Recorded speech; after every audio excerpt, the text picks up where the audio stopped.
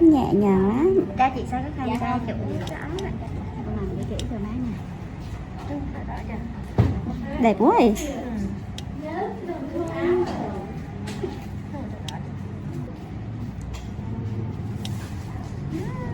Có sót không? Cái đó mà đây nó mấy cái da trắng là đẹp không? Cái da đen của cô thì nó mấy cái này coi đây các người hả? trời ơi, người nước ngoài họ ghiền đi lắm chị. Họ kêu Ba em kêu giảm stress á. Bà thích coi này coi này tự nhiên cảm giác mình tháng sướng. Anh không nói nữa, ba ghé ba kêu hầu nó ngày mua ba cũng coi hết trơn. Chặt gỡ gì cho ba xem này, ba chị xem này. Cho ông ngoại xem video chính thức của con cháu ngoại luôn. Em dùng tay đúng không? Dạ đúng rồi chị. Đây là một đồ đa chúng ta liên hiệu.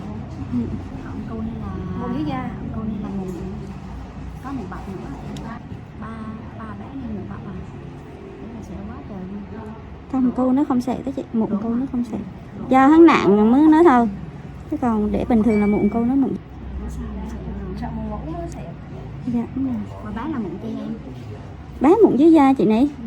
Có lại không có mụn mũ nữa, chị cũng có thể là chị để lao quá nó thành mụn mũ. Rồi chị đang dùng mai thảo mộc đó hả? Đúng rồi, hết 3 lần rồi ba này đâu vậy? Cái mai thảo mộc nó hết đó em nha, nó gom lại đó. Dạ, em biết rồi. Mặt nó đỏ trơn đó.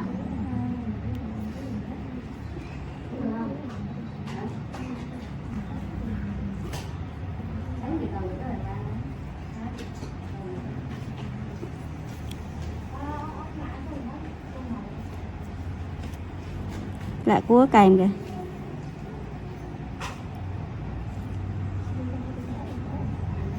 Sát khuẩn cho bay đi.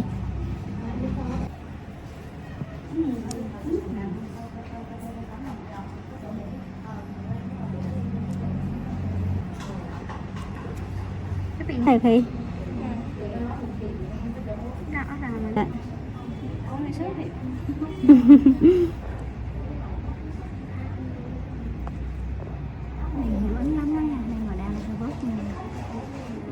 Không, nó đen cũng không thái bán ra chị ngay chị. Nói chung là các hình ảnh mình các cái nó lỡ mà cái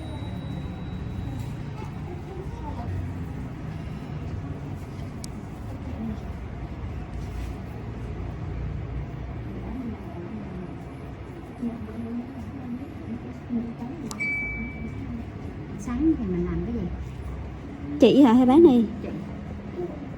Thì dưỡng tay mà chị, vì chị không có chi để điều trị hết. Dạ. Chị chỉ có dùng mỹ phẩm cho sáng da ra thôi. Dạ, như còn cái chị là em mời.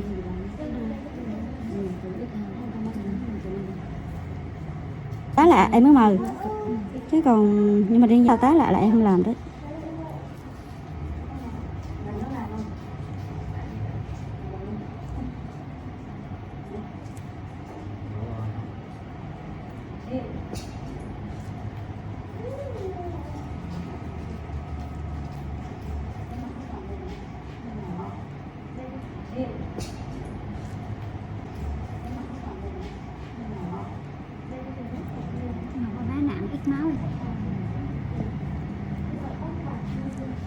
Cái mụn bào kia em nặng mới bị máu, chứ còn mấy cái mụn này em tạo miệng nhỏ lắm để em nói ra. Chứ rạch một cái thiệt bự cơ. Không. Chị dùng cái thuốc kháng đau rất là mỏng, hạn chế dùng xong đồ vì xong sẽ mỏng da quá, ý nóm da đó. Vì da đang mỏng rồi. Do khỏe thì làm được chứ còn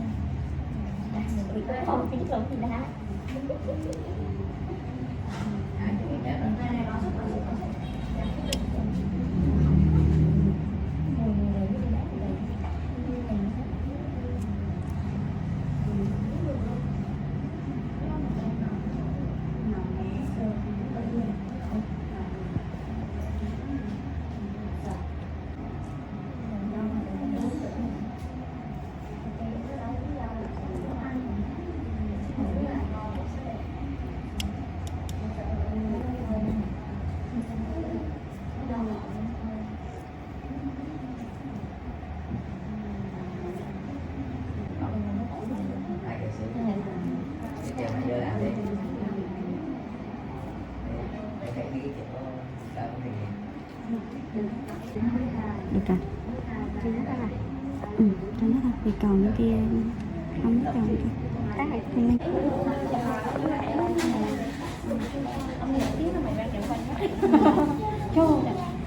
biết không, hồi đó mà xuống mà Nhung là cả nhà người luôn, ở Huế ở đâu cũng vô.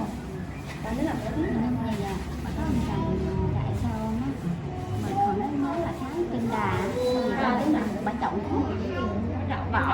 vỏ trên đà là một bao vỏ to, bao trời to. Dạ thì chắc là nghĩ là sáng sinh rồi đấy, thôi bà chọn vô trên đà.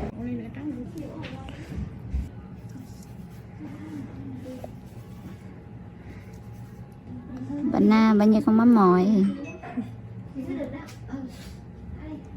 1,6. Phụ nín nhiều. Em nặng đây chắc khoảng 10.000 em nặng. Thỏa niềm đam mê. Sophie vậy sẽ. Hoặc là thích xem một nè cả lên.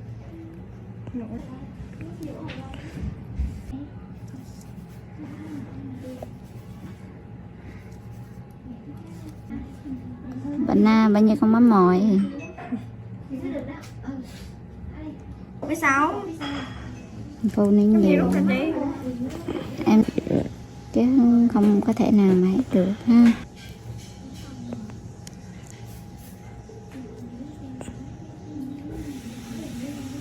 Còn quá trời luôn.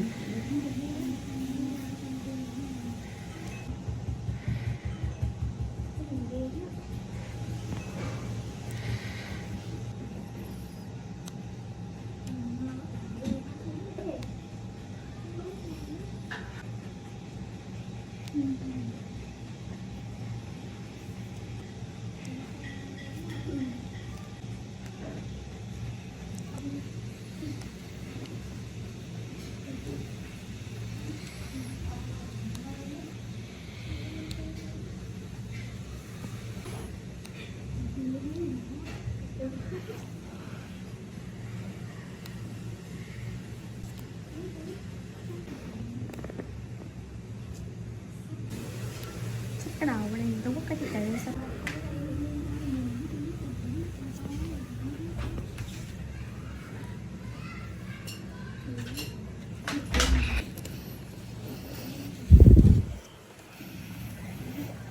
Đứa này là không có rồi. Quẹo gì kìa kìa liền. Cho hình ảnh nó được.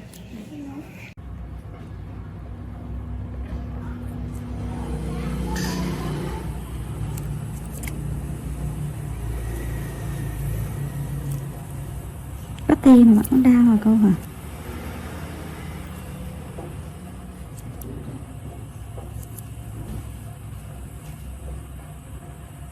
Không sợ kim hay là chị nặng đau?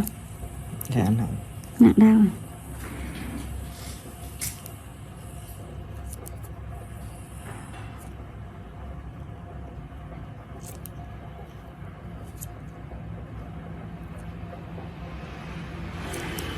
Đỡ hơn chưa? Hay là cái này đỡ hơn không?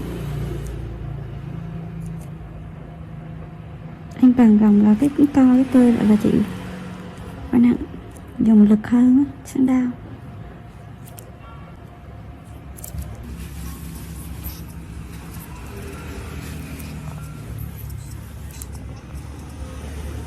Cái này mày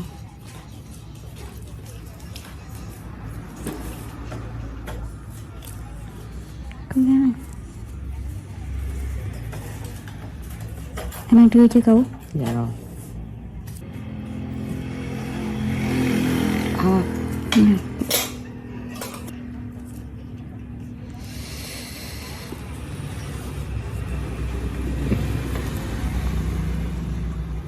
Nè, sao?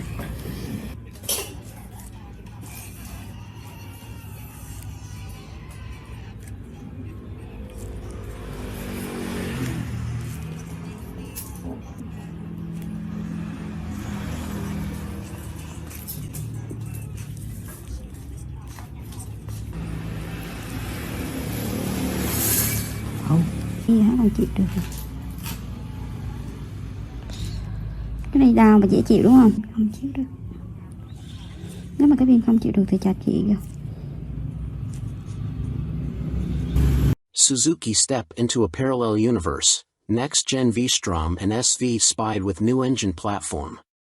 Suzuki's SV650 family, including the V-Strom 650, is one of the most successful and long-lived of modern middleweights, dating way back to 1999, but these spy shots reveal an all-new successor is coming.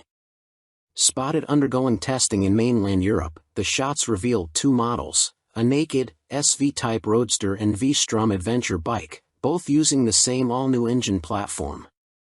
The much-loved old 645 cubic centimeters V-twin of the current SV and V-Strom has finally bitten the dust and has been replaced by an all-new twin, but now not in a V configuration but in the parallel twin layout, which now dominates the category with the Yamaha MT-07 family, KTM 790 and 890 Dukes and Adventures, the Aprilia RS 660 and Tuono 660 and even Honda's expected new 750 Transalp.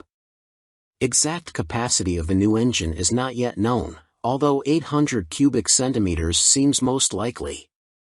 It'll also be fuel-injected and ECU controlled and is expected to offer riding modes plus other electronic aids. The new engine also means an all-new chassis. Although the exact frame type can't be discerned from these pictures, it is likely to be a tubular steel trellis, mostly for cost reasons. A matching tubular steel rear subframe can be seen. The monoshock-operated swing arm is in cast aluminium while both models have beefy inverted forks and multifunction LCD, not TFT, digital displays. But that is where the similarities between the two end. The SV replacement has 17 inches cast alloy wheels, twin Nissan radial brakes, a stubby, underslung exhaust and all-new bodywork with styling, particularly at the front with a new headlamp cowling housing two stacked LEDs, clearly inspired by Suzuki's recent GSX-S 1000. The Adventure V-Strom version has 19/17-inch off-road style wire wheels, more basic brakes, a higher exhaust, for off-road clearance, bash plate and bodywork and styling influenced by the current model, albeit also with the new stacked headlights. Although disguised, the two bikes look largely finished, suggesting they will be unveiled at the EICMA show in November as 2023 models. Suzuki's new parallel twin models in detail. Parallel lives, outgoes the old, much-loved, 645 cubic centimeters V-twin, and comes an all-new, more conventional parallel twin, similar to that of the MT-07 and other rivals. Sassy chassis, the new frame is likely to be tubular steel trellis, while suspension and brakes comprise beefy USDs and a mix of radial and conventional Nissans. GSX-S styling, SV Roadster replacement may get the GSX-S name, it's no longer a V-twin and has styling clearly derived from the GSX-S 1000. It's stacked. Both models have twin, stacked LED headlights which also debuted on the GSX-S 1000 and are a Suzuki signature. Phil West. By Phil West. You may also like Moto Guzzi V100 Mandello, 2023 on Review. Author Michael Neves. Published October 24, 2022. Updated November 3, 2022. Moto Guzzi's new V100 is no thrown-together parts-bin special. New from the ground up, it's beautifully crafted with design cues from Guzzi's glittering history. Slits in its side panels mimic their 1976 Sierra Leonean Leon's Mans 850 and the top fairing tips a hat to the 81 Le Mans 853. It's evocative stuff, right down to the V100 Mandello's name that pays tribute to at home and a celebration of Guzzi's 100th birthday in 2021.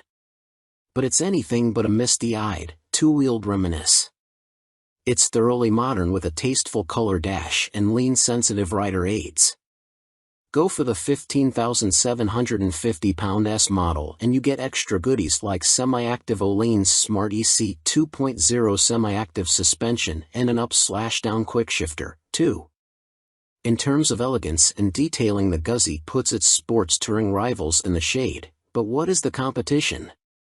The Kawasaki Ninja 1000 SX, Suzuki GSX-S 1000 GT and BMW R1250 RS are obvious rivals, but in the flesh, it looks like a lowrider Yamaha Tracer 9 or Honda Northern Territory 1100.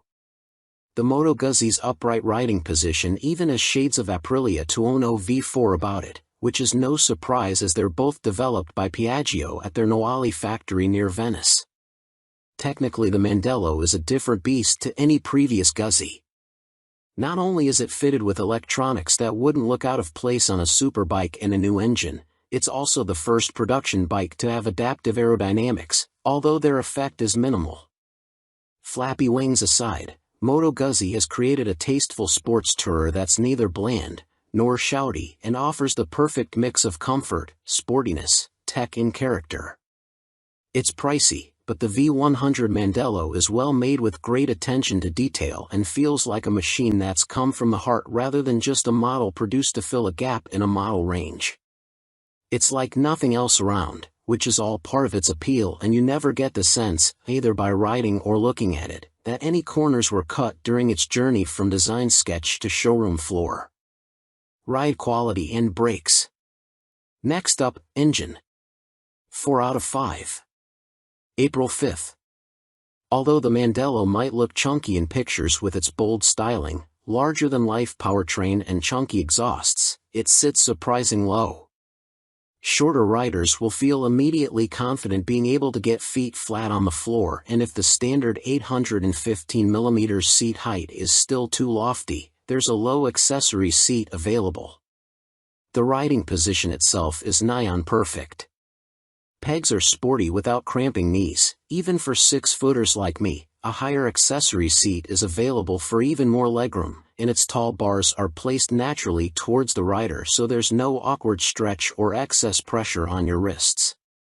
The seat is comfy and scalloped at the rear to hold you in under acceleration. The screen offers decent wind protection, and with its injection system inside the V of the engine, now that the cylinder heads have been turned round 90 degrees, there's lots more knee room.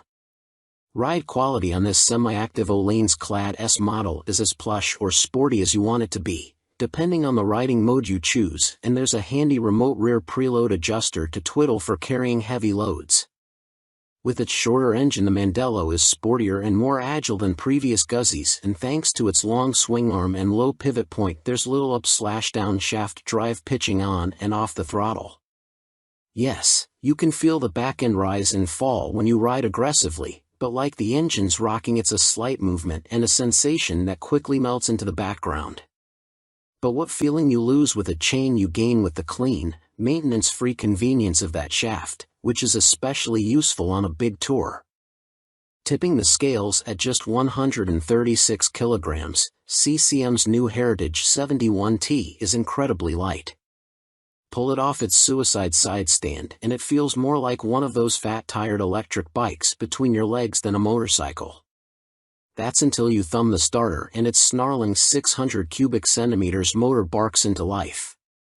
It's a two-wheel riot of carbon fiber and billet aluminium, but the Heritage 71T is also the first production bike to be built using a titanium frame and swing arm. It's why it's so light, and costs a whopping £29,995. CCM have been innovating with chassis tech since they were formed in 1971, by the man who was the C in CCM, Clues Competition Motorcycles off-road aficionado, Alan Clues. The Bolton factory produced the world's first aluminium trials bike, first aluminium bonded chassis, and former 500 cubic centimeters GP star, Neil Mackenzie won British championships on their Armstrong Badge 350. Based on their popular handmade Spitfire and built to celebrate the firm's 50th anniversary, but delayed by COVID for a year, only 71 Heritage 71T models will be produced. Its minimalist design might look sparse, but the detailing, fit and finish are MotoGP levels of special. A sub-10 Grand Cafe racer from any of the mainstream manufacturers would be just as enjoyable to ride, so if you haven't got a spare 30 grand knocking around, don't worry, you're not missing out. But the CCM will be worth it to the person with deep pockets and an appreciation of the engineering poured into it. It's a work of art you could stare at all day and never get bored, but it also works beautifully as a motorcycle with a lightness and purity to it that's a world away from anything mass-produced. It takes a CCM engineer a week to handcraft the Heritage's aerospace grade 3L/2.5 VCW5R titanium chassis and apply its brushed satin finish. It's 6 kilograms lighter than the Spitfire's 4139 chromoly steel chassis. Not only is the 71T a featherweight piece of art that draws a crowd every time we stop during our test, it changes the handling dynamics. The chassis isn't as stiff as a steel-framed Spitfire's, thanks to the exotic material's more spring-like properties. But the CCM is still pure, direct, and there's none of the mush you feel riding a built-down-to-a-production bike with heavy components, sound deadening and vibe protection.